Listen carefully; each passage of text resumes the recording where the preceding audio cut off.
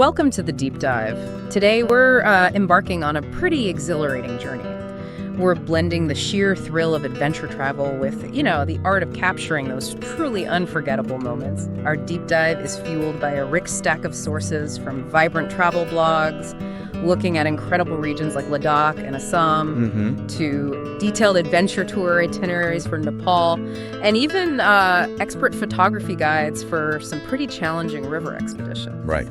And our mission for you, the listener, is really to cut through all that information overload. We want to pinpoint those essential nuggets of knowledge. Exactly. We'll explore not just where your next epic adventure might take you, but also, how to prepare for it, what unexpected experiences await, and crucially, how to truly capture the magic with your camera. Without missing the adventure itself. Precisely.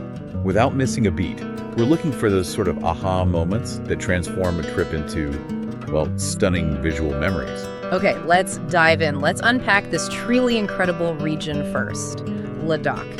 It's often called the land of high passes, and for good reason. It's a place that seems to deeply resonate with any traveler, adventurer, or maybe even soul seeker, just renowned for its dramatic terrain, vibrant culture, and this profound spiritual calm. Yeah, what's truly fascinating about Ladakh, I think, is how it seamlessly blends that natural grandeur with really deep cultural roots. It's located up in northern India, and our sources consistently highlight it.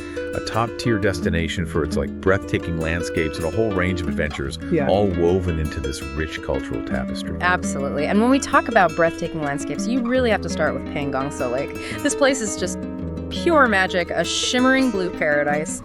It sits at an astounding 4,350 meters above sea level. Wow. And what's captivating isn't just its immense size. It stretches 134 kilometers, shared by India and China, actually. Yeah. But it's almost chameleon-like ability to change colors, throughout the day. Yeah, I've read about that. Deep sapphire to turquoise, even to greenish gray. And, for those who love a cinematic connection, it famously featured in that Bollywood film, 3 Idiots. Oh, okay. Imagine camping and stargazing here. Our sources describe it as just an unparalleled experience. And for something maybe a bit different, perhaps more serene, there's Kiagartso, or Moon Lake. It offers equally stunning views, framed by snow-capped peaks, but maybe with fewer crowds. Good point. And then there's the Nubra Valley. What really stands out here is its unique juxtaposition. It's like a desert in the mountains. Yeah. You literally find sandy dunes right alongside these towering, snow-capped peaks. It's surreal. Totally. And riding a Bactrian double-humped camel in Hunter, it's not just a fun activity, it's like a living legacy of the ancient Silk Road. Truly unique experience. Wow. And remarkably, lush green oases makes it a surprisingly fertile landscape. Amazing. So for the thrill seekers listening, Ladakh is practically custom built. Oh, absolutely. Motorcycle trips seem incredibly popular there. Thinking of the Manali-Leh Highway. The classic. Yeah, our sources describe it as one of the most stunning and challenging high-altitude routes imaginable, a real test of endurance. Definitely. Or the Srinagar Highway, which offers equally picturesque vistas, maybe slightly less demanding. Possibly, yeah. A different scenery, too. And for a ride that combines, sand dunes with mountain passes, the Ladamar Valley Circuit sounds one of a kind. It really does. Now, if you prefer to conquer the terrain on foot, trekking in the Himalayas here is an absolute highlight. Right. The Marka Valley Trek, for instance, that leads you through remote villages and this high-altitude desert, gives you a glimpse into traditional Ladakhi life. For experienced mountaineers, the Stock Kangri Summit Trek is a serious challenge. Requires technical expertise. Okay, so not for beginners. No, definitely not. But for a truly bucket list experience, something unlike almost anything else. The Chedar Trek. Ah, the frozen river trek. Exactly. Yeah. It involves walking across a frozen riverbed in sub-zero temperatures. It is as epic as it sounds. Wow. Okay. And if that's somehow not enough adrenaline, whitewater rafting in Zanskar Valley. A must-try, according to our sources. Uh-huh. The rapids range from grade 2 second up to V. So accessible for different skill levels. Yeah, exactly. As you navigate through these dramatic, narrow gorges and towering cliffs, the best time for that is generally June to September. Good to know. And after all that action, imagine spending your nights camping under Ladakh's unbelievably starry skies. Oh, yes. Pangongso, Nubra Valley, or the remote Samori Lake are popular choices. But you can also find amazing offbeat spots along the River Indus near Leh. Sounds incredible. Now, speaking of conquering peaks, The Cardongla Pass. Ah, yes. At 18,380 feet, often cited as one of the highest motorable roads in the world. Incredible feat of engineering. It is, and it's more than just a road. It's like a symbol of adventure and endurance. Offers these unparalleled panoramic views. Okay, there's a but, right? A big one. Our sources are very clear. Careful acclimatization is absolutely critical before attempting this. Non-negotiable, really. Right, good warning.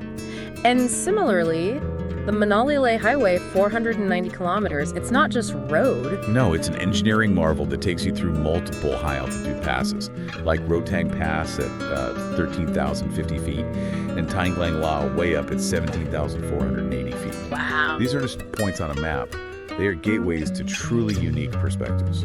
And beyond the sheer thrill, visiting these passes also offers this fascinating blend of Indian and Tibetan cultures, doesn't it? Exactly. And, if you're lucky, you might even spot some of the region's rare wildlife. Let's talk about that. Yeah, and when we talk about culture in Ladakh, its ancient monasteries are truly the spiritual heart of the region. Hemis Monastery, for example, is the largest and wealthiest. And it's famous for its annual Hemis Festival. With the masks. Yeah, showcasing the vibrant Cham dance, a masked performance telling spiritual stories.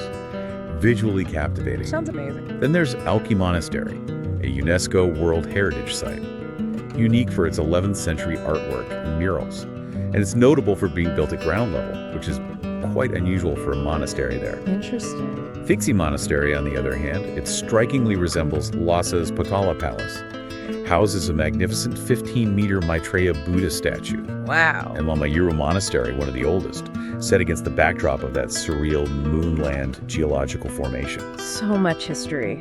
And beyond the monasteries. You have the historic Leh Palace, a 9-story royal residence, offers sweeping panoramic views of Leh Town and the entire Indus Valley. Nice. For a symbol of peace and apparently incredible sunsets, the Shanti Stupa, a white dome structure, provides breathtaking views. Okay. And for a sacred Sikh pilgrimage site, the Pathor Sahib Gurudwara is dedicated to Guru Nanak. So a real mix of spiritual sites. Definitely. And Ladakh is also an absolute haven for unique wildlife, the ultimate prize for many, spotting the elusive snow leopard. The ghost of the mountains. Precisely. These incredible creatures survive in the high-altitude regions, expertly hunting prey like blue sheep and ibexes. You might also encounter Tibetan wolves and Himalayan bears. Wow. The Changthane Wildlife Sanctuary, a vast area of 4,000 square kilometers, is particularly important for migratory birds like black-necked cranes and Brahminy ducks. And it's home to the distinctive Kang, or Tibetan wild ass. For those dedicated to wildlife photography, then, are there specific tours? Yes, our sources highlight specialized expeditions, like Bobby Joe Safari's Snow Leopard Expedition in Uli. They mention a specific trip, March 1st to 10th, 2026, focusing on targeting species like Asiatic ibex, blue sheep, golden eagles. So, quite targeted. Very. And they even provide porters specifically for photography equipment. That's helpful. But it's a serious undertaking. Right. It requires a good level of physical fitness, and, as we've stressed, acclimatization in Leh is absolutely crucial for safety and enjoyment. Right. Definitely something to plan for carefully. Okay, speaking of soaring heights and incredible wildlife, let's broaden our view a bit. Beyond Ladakh, let's venture maybe east. The Himalayas and surrounding regions offer an even wider tapestry of adventure, demonstrating just how diverse this part of the world truly is. Thinking particularly about places like Nepal and Assam. Yeah, absolutely. And at its core, adventure tourism. Yeah. It means traveling to remote or exotic locations for thrilling, often physically demanding activities, usually involves a certain level of calculated risk, all leading to exploration and discovery, typically in natural environments. And Nepal fits that bill perfectly. It really does. It's consistently ranked as one of the best global destinations for adventure lovers, thanks to its majestic Himalayas, lush valleys, raging rivers, dense forests, the whole package. Nepal truly sounds like the ultimate adventure hub. And it aligns with those ecotourism principles too, right? Sustainability, conservation, supporting local communities. Exactly. That's a big focus there. When it comes to trekking and mountaineering, the sheer number of iconic routes is mind-boggling. Like Everest Base Camp. That's the big one.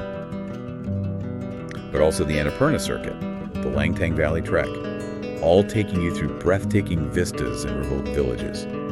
For experienced climbers, scaling peaks like Everest, Annapurna, La Trolls, that's the ultimate challenge. Right.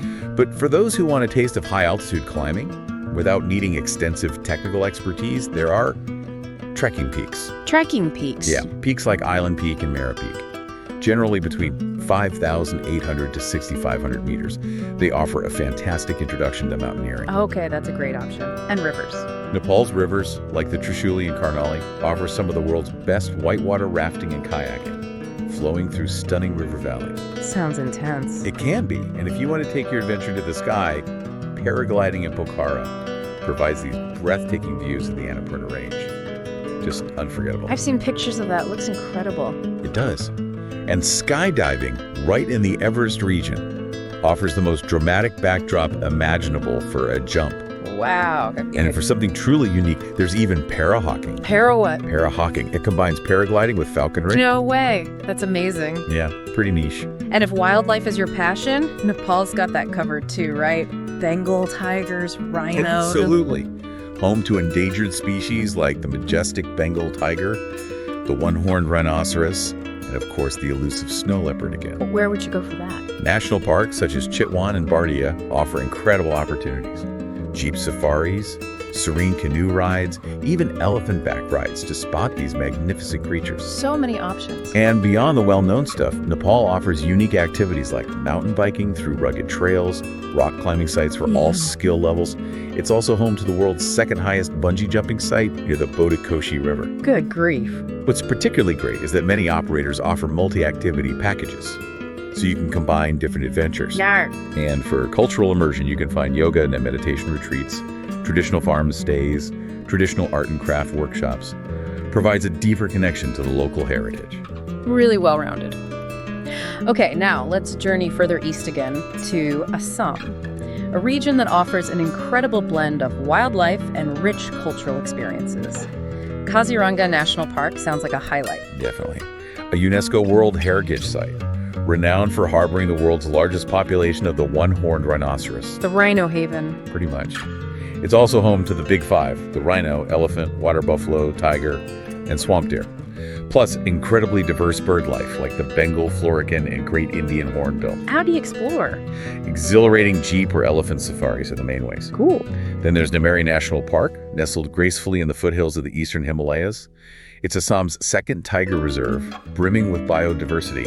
Over 376 bird species recorded. Wow. Here you can really get off the beaten path with thrilling jungle treks and exciting river rafting on the Jia Baroli River. Sounds fantastic. And for a unique cultural experience, Majuli Island. Yes, Majuli, you absolutely have to hear about it. It's the world's largest inhabited river island. Biggest inhabited one. Yeah, and it's like a living museum of Vaishnavite culture, which is a significant Hindu tradition.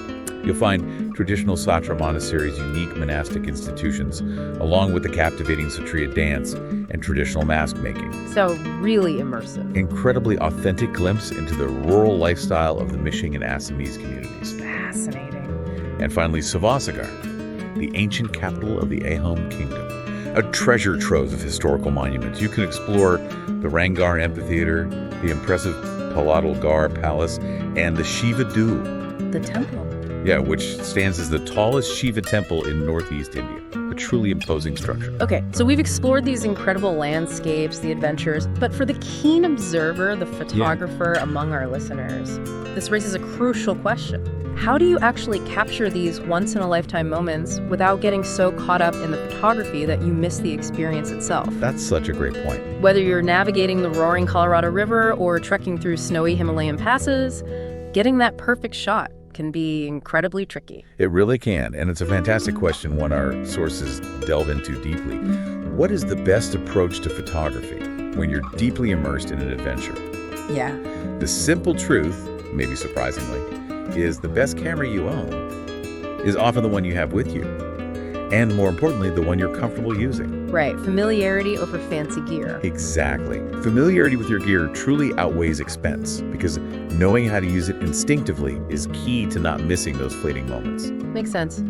So when it comes to essential gear for adventure photography, what are we looking at then? Well, for versatility, modern point-and-shoot cameras are actually excellent now. Action cameras like a GoPro are a fantastic choice for their durability and, crucially, built-in waterproof housing. Perfect for those wild river trips or dusty trails. Yeah, GoPros are tough. They really are. And if you're looking for quality with lighter weight, a small mirrorless camera is a strong contender these days. Okay. What about lenses?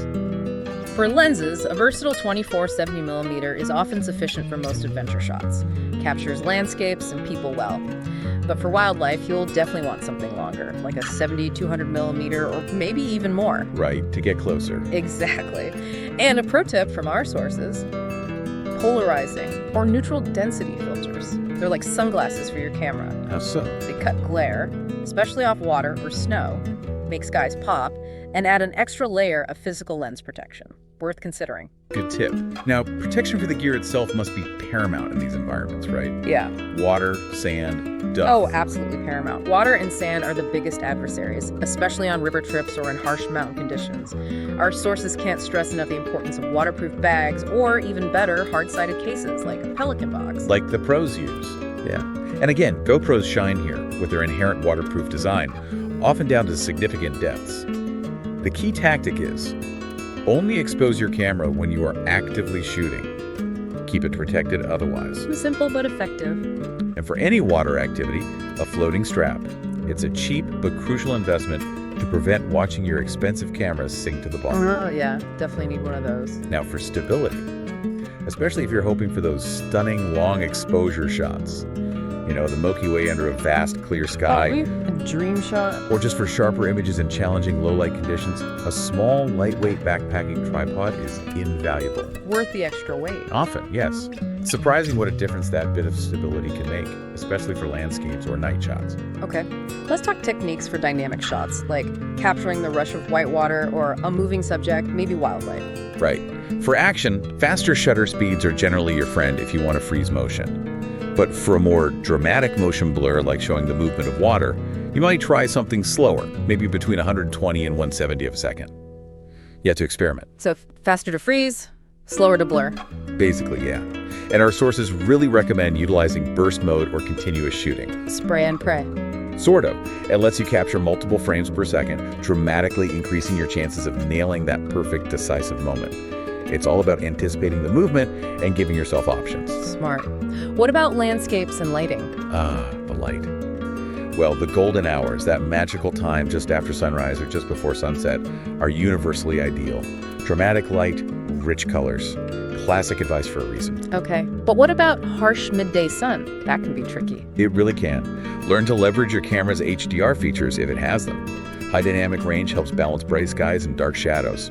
Or you can manually adjust ISO settings and exposure to properly expose both bright and dark areas, maybe taking multiple shots to blend later. A bit more advanced, maybe? A little, yeah. And to truly capture the grandeur and scale of those vast landscapes mountains, valleys, a wide-angle lens is your best friend. It really emphasizes the scale. Makes things look epic. Exactly. And for composition, the rule of thirds is a classic starting point for a reason. The grid lines. Yeah, placing points of interest along those imaginary grid lines often creates balanced and visually appealing shots. But don't be afraid to experiment. Try different angles and perspectives. Like getting down low. Yeah. Shooting from a low position can make those towering canyon walls or mountain peaks appear even more imposing, while higher vantage points give you those sweeping, broader views. Play around. You might surprise yourself. Good advice. Yeah. Any final tips on just image quality and maintenance? Yes, simple things make a huge difference. Always keep your lens clean. Dust, smudges a dirty lens is the quickest way to ruin a potentially great shot. Carry a microfiber cloth. Maintain stability by holding your camera firmly with both hands, elbows tucked in, especially in turbulent conditions like rafting or bumpy rides. And one last, absolutely crucial tip. Always carry spare batteries. And maybe a spare memory card, too. Oh, the worst feeling, running out of power. Exactly. You don't want to run out of juice just as that perfect once-in-a-lifetime moment unfolds. So true. Okay, so what does this all mean for you, the listener, the adventurer, the photographer, the curious learner? We've journeyed through the stunning heights of Ladakh, experienced